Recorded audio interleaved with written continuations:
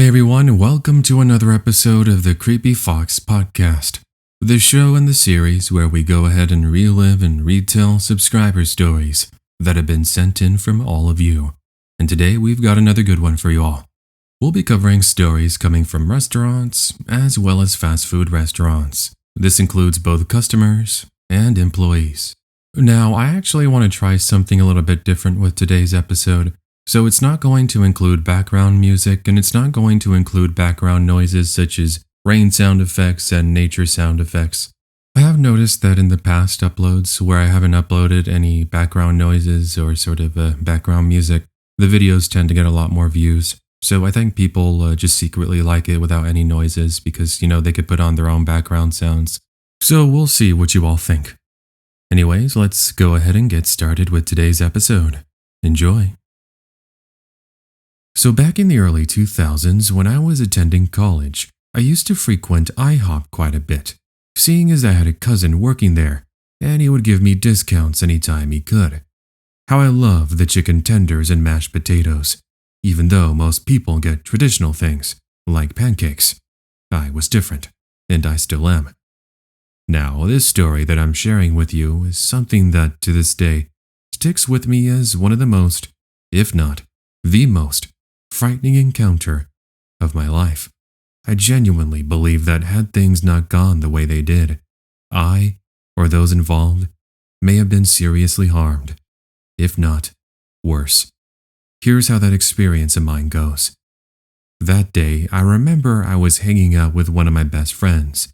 We're going to call her Crystal. We'd just gotten out of seeing a movie. It was approximately 9 p.m., and I asked her if she wanted to get a bite to eat. She said sure, but she had no idea on where we could go. This was when I mentioned the iHop near my house, as well as the cousin I had who worked there. She said, nice, and the plan was set. We made the 5-minute drive to the iHop, and soon we'd take our seats. It was relatively empty. Only 2 other tables had customers, so at least we knew the service was going to be pretty fast. And I sure remember it was. My cousin, being there, came to take our order, and after another roughly 10 minutes of waiting, we get our food and we start to eat. Yes, I did get the chicken tenders after all, just like I mentioned in my intro. So far, everything has been pretty good. Fast forward approximately 40 minutes, and we're being told that iHop would soon be closing and we would have to leave since they needed to clean up. Sounded fair to me. Before leaving, however, Crystal excuses herself and heads to the restroom to take care of her business. This left me with my cousin, who had come over to talk to me, and I started telling him about the movie we had watched. During our conversation, we happened to look out the window, which overlooks the parking lot that's also empty, and we can see a large figure just stumbling around, acting very bizarre and suspicious. It was hard to make out any details, and apart from just acknowledging his presence, we continued to talk to each other. That's until the figure comes closer to the window, and we get a better look at him. He's wearing a regular beat-up sweater and beanie combination. He's got really long, thin hair, acne on his face, with some scar marks too, and eyes that read, "I want to kill you." At least that was the vibe he was giving off. We did find his sudden approach to the window a bit strange, but it was only going to get worse when he started to bang on the windows. He then began yelling like a madman. I was left a bit shocked, as my cousin tells him he needs to knock it off. I'm not sure if he heard him too well, but after what seemed like an eternity, maybe only like 15 seconds, he stops and then walks away and disappears out of sight. Talk about strange. But little did we know this was just the beginning. A minute later, Crystal comes back and tells both myself and my cousin that she saw some really weird guy through the front window, flapping his arms around and yelling random things to the air. We mentioned the details of the guy we saw moments ago, and she confirms it was the same dude she saw. It's now at this point I told her we should probably wait until he leaves so that he wouldn't try doing anything to us, seeing as we're both petite females who were in their early 20s at the time. We didn't want to get mugged, or worse. That was why my cousin, who is a tall 6'3", 200 pounds and quite intimidating, offered to help us. So, now with the pavement out of the way, we began to make our walk down the little hallway toward the front entrance. We didn't even turn the corner when we started to hear yelling and cursing. It was the strange, crazed man. He's now inside iHop. To make things worse, now he's got a small knife, and he's yelling that he was going to kill anyone who tried to get out, followed by saying that he was here for his money. Now, I was 99.9% certain this iHop owed nothing to this man, not that anyone needed to tell me. My cousin immediately jumped in front of us and tells us to run into the back room, along with the other employee who's now on the phone calling for the police. The crazy dude starts to argue with my cousin as he's trying to de-escalate the situation to the best of his ability. Of course, I didn't want to leave his side, but you know family members who are very protective. They don't want anything happening to you.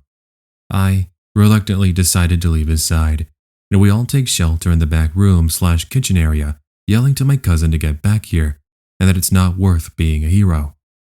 This back and forth continued for roughly another 20 or so seconds, and my cousin finally listens and joins us in the back room. The lunatic with the knife now starts to approach the opening area from where we were looking at. I'm talking about that opening where the cooks place the plates of food, where the employees grab them to take them to the customers. And he actually tries to squeeze his way on through. Thankfully, he didn't fit, and even if he did, we had a bunch of pots and pans ready to defend ourselves had he tried to attack us. He finally decided to give up his pursuit, and now he started to make his way to the front door. That's where police were waiting for him. The next few minutes are a standoff between him and the cops, and luckily, it seems like somewhere in his drug-induced mind, he decides it's not worth getting shot, and he gives up. Finally, the ordeal was over, and we each are able to let out a sigh of relief. That was pretty much all there was to it. We did talk to the police, and after roughly an extra hour, I finally took my friend back to her house before returning to mine. Let's just say that once I was in the comfort of my own home, I broke down crying, telling myself that things could have gone down so much worse. I guess I should be thankful that even to this day, they never did. So that's my story submission. Thanks again ahead of time, Creepy Fox, if you narrate my experience. Super appreciate what you do. Keep up the great work. And to everyone listening, I wish you a healthy and a safe 2022. I used to work for a McDonald's in Tijuana, Mexico, during the mid-2000s as a part-time job as I tried to earn some extra income to pay off some loans. Working at McDonald's isn't really anything special, and after roughly a year and a half, I quit for better employment. Now, the reason why I want to mention my time with McDonald's is because there was one evening that forever has fueled my nightmares, even to this day. Occasionally, I'll have those what-if sort of dreams, where I get the bad ending of my experience, and I wake up out of my sleep, sweating and heart racing. I hate when that happens, but I do like to talk about it sometimes because, in a way, it helps me realize that I did nothing wrong, and I was very brave for handling things the way I did. So, enough anticipation. There I was. It was about 11 p.m., and it's myself at the cash register, 2 cooks in the back, and some patrons enjoying their late-night hamburgers and french fries at one of the tables in the back. As I looked up at the TV above me, I believe it was the local news or something, I ended up hearing the front door open. It did take me a second to move my head toward the individual that entered, but when I saw them, I sort of did a double take. Here's this guy with a motorcycle helmet on, his face being covered by the tinted visor, wearing the complete and typical motorcycle's outfit, alongside a heavy-set jacket. Bear in mind, this was during the summertime, and even at that hour, it was still pretty humid and in the upper 70s, from my best memory. This would put it at about 80-something. Anyways, that's not really important, other than the fact I did find him wearing such heavy clothing a bit off. The man approached the register, and then without even saying a single word, reaches into his pocket and hands me a little white piece of paper. Maybe he had a really big order, so he wrote it down to make things easier on him. Surely, he wasn't going to give me his phone number, right? Well, with these little questions and scenarios running through my mind, and him just standing there silently, like some sort of statue, I open the note, and I start reading. Suddenly, I feel my blood run cold, and I get goosebumps across my body as the words gun and kill stand out to me.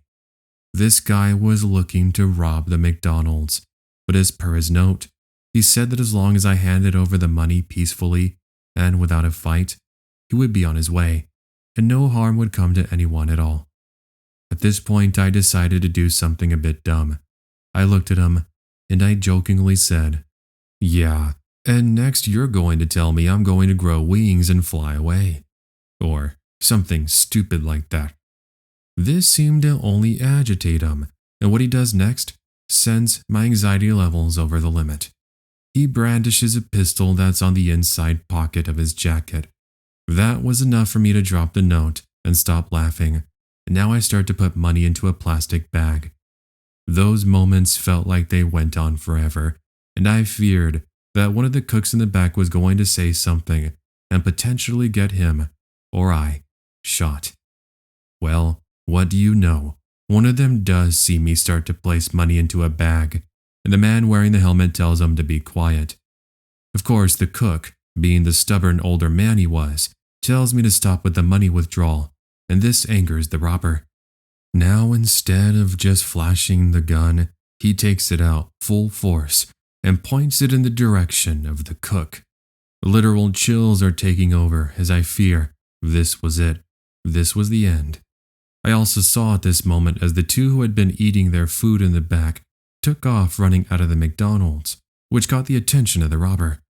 I don't think he had noticed them at first, but one thing that seemed to have been going through his head was that his chances of making it out without more witnesses seeing what he was doing and cops arriving to arrest him was growing very slim.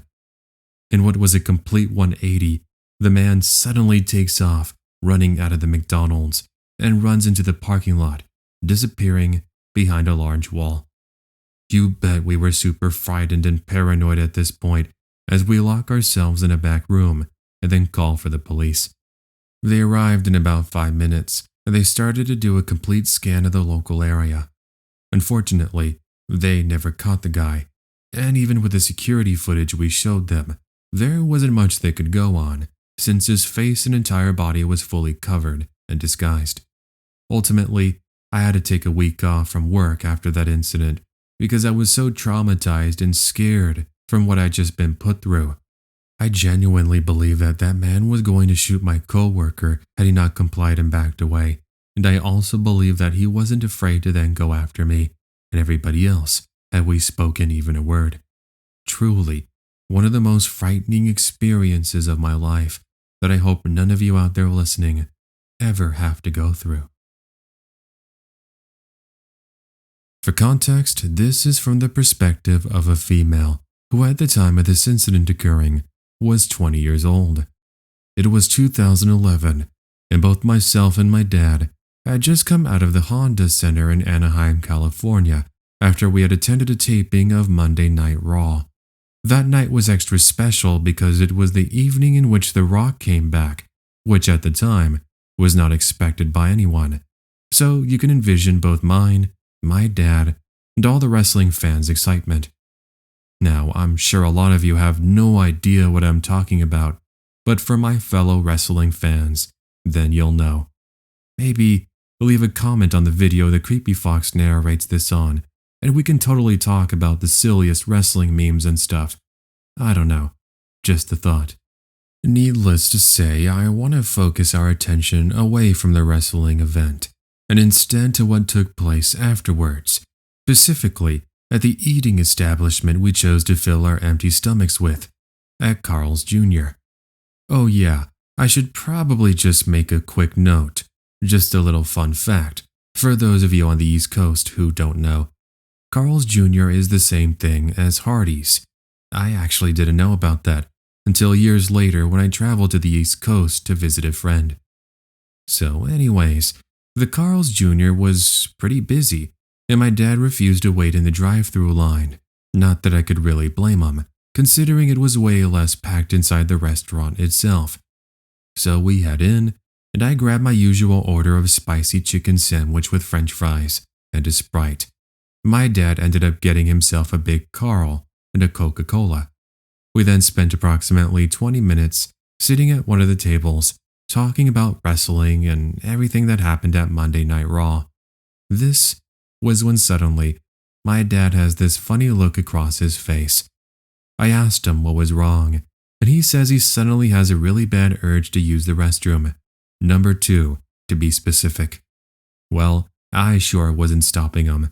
I told him I would wait here at the table, and he makes a mad dash toward the restroom so he could unload his care package, which was desperately waiting for delivery. Sorry, I digress. I took out my phone and I started looking at the various pictures I took so that I could share them with my friends and family on Facebook. But what sort of caption would I put? I wasn't sure, but after a few minutes, I began to smell something really bad getting closer to me. It's like the smell that someone hasn't taken a shower in months. Moments later, I felt a light tapping on my shoulder. Expecting my dad, I looked up, only to see a face that, to this day, sticks to me like glue. Here's this really disheveled-looking man with a creepy grin, yellow-stained teeth, acne on his face, long greasy black hair, and a really long beard. Without even saying another word, he goes in for a hug and then starts to tell me I was really beautiful and that I reminded him a lot of his wife. Yeah, that was a really weird comment for him to say, even if it was true. I told him thanks in an awkward manner, and then I try to pull away from him. He then gets a bit frustrated and goes in for another hug. Now, he states, "Do as I say, because if you don't, I'm going to stab you." That sent chills down my spine, and I started to hold my breath, thinking this guy was clearly out of it. Was he really armed with a sharp object? And if he really was he going to do what he said? Thank the Lord that it's at this moment my dad is running over and he starts to yell out really loud obscenities. "Let go of her. I'm going to kill you." Yeah, my dad is super protective.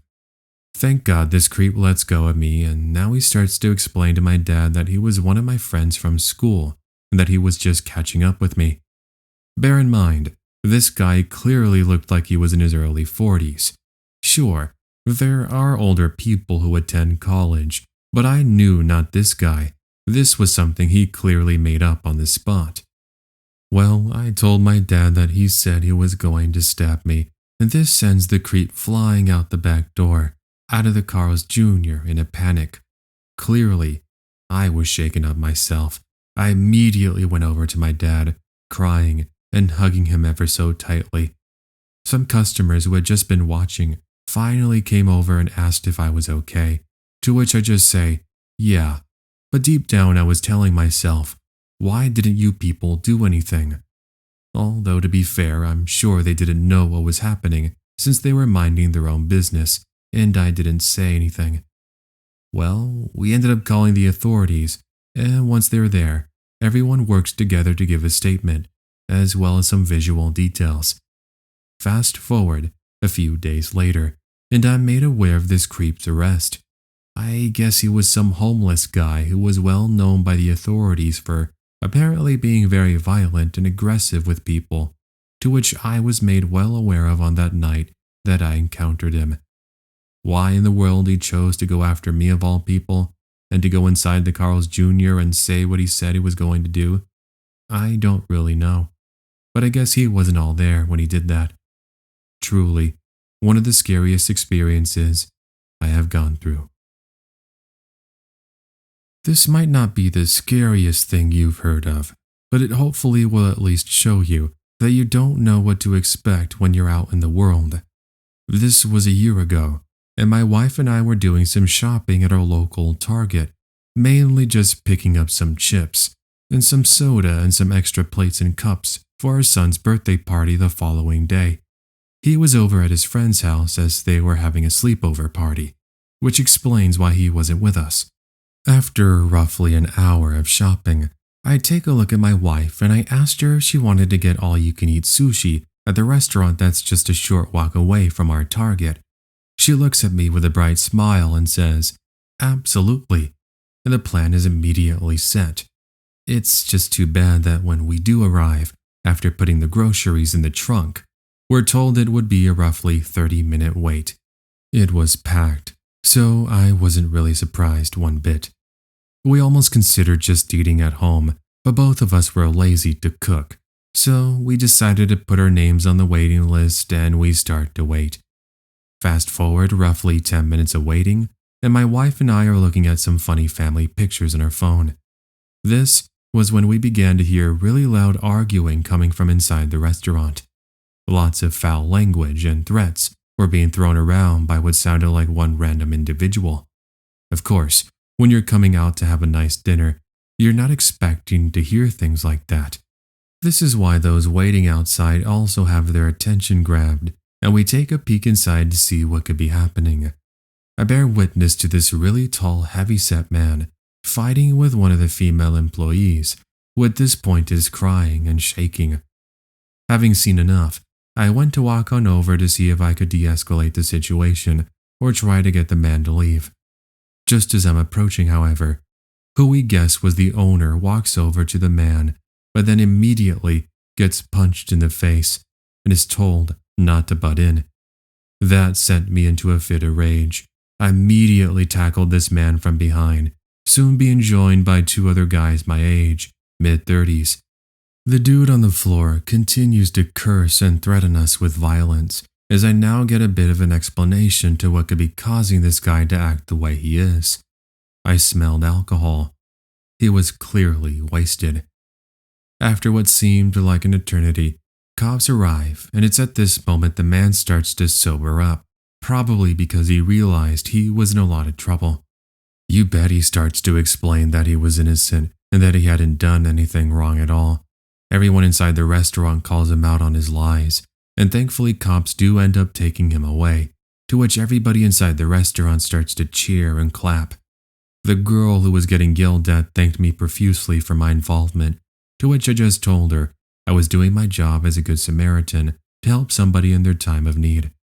The owner also thanked me too, and he even offered free food that night. However, I told him I couldn't accept that offer, but sure enough, he was persistent, so I ended up leaving a fairly large tip and a thank you note. We still go to that restaurant even to this day, and anytime we do go, the employees involved that night treat us like family. Hey everyone, thanks for watching today's episode.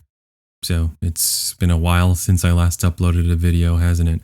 Apologies in advance for that.